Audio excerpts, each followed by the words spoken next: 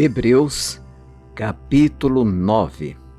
Ora, a primeira aliança também tinha preceitos de culto divino e o seu santuário terrestre, porque foi edificado um tabernáculo, cuja parte da frente, onde estavam o candelabro, a mesa e os pães da proposição, se chama o Santo Lugar.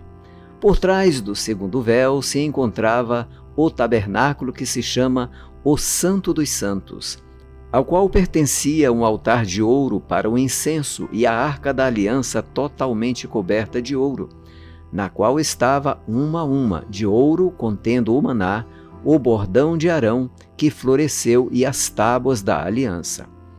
Sobre a arca estavam os querubins de glória, que, com a sua sombra, cobriam o propiciatório.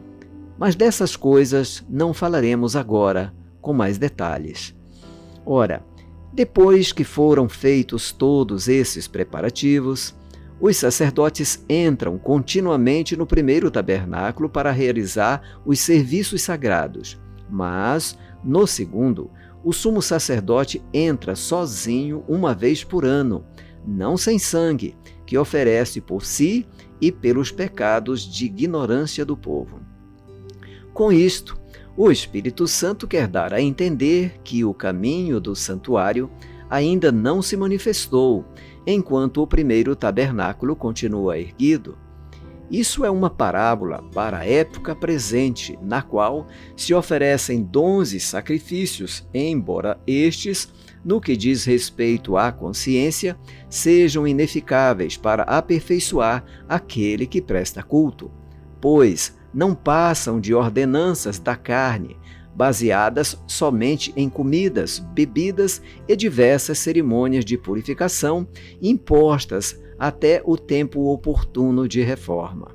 Quando, porém, Cristo veio como sumo sacerdote dos bens já realizados, mediante o maior e mais perfeito tabernáculo, não feito por mãos humanas, quer dizer, não desta criação, e não pelo sangue de bodes e de bezerros, mas pelo seu próprio sangue.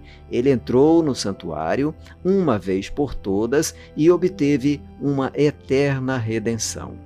Portanto, se o sangue de bodes e de touros e a cinza de uma novilha, aspergidos sobre os contaminados, os santificam quanto à purificação da carne, muito mais o sangue de Cristo, que pelo Espírito Eterno a si mesmo ofereceu sem mácula a Deus, purificará a nossa consciência de obras mortas para servirmos ao Deus vivo. Por isso mesmo, ele é o mediador da nova aliança, a fim de que os que foram chamados recebam a promessa da herança eterna, visto que houve uma morte para a remissão das transgressões que foram cometidas sob a primeira aliança. Porque, onde há um testamento, é necessário constatar a morte de quem o fez.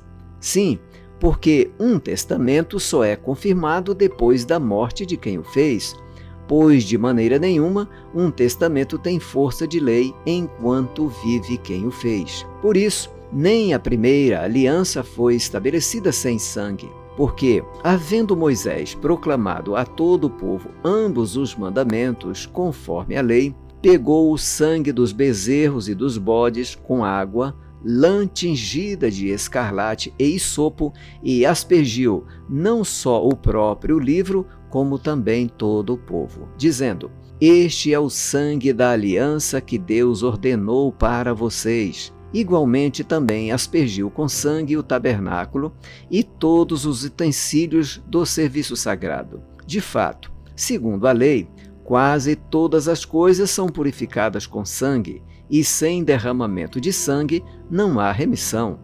Era necessário, portanto, que as figuras das coisas que estão nos céus fossem purificadas com tais sacrifícios, mas as próprias coisas celestiais requerem sacrifícios superiores àqueles.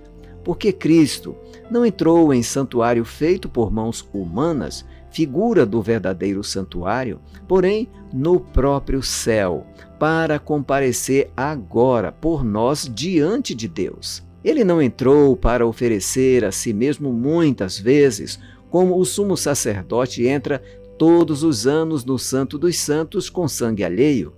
Se fosse assim, ele precisaria ter sofrido muitas vezes desde a fundação do mundo. Agora, porém, ao chegar o fim dos tempos, ele se manifestou uma vez por todas, para aniquilar o pecado por meio do sacrifício de si mesmo. E assim como os homens estão ordenados morrerem uma vez, vindo depois disso o juízo, assim também Cristo, tendo se oferecido uma vez por todas para tirar os pecados de muitos, aparecerá segunda vez, não para tirar pecados, mas para salvar aqueles que esperam por ele.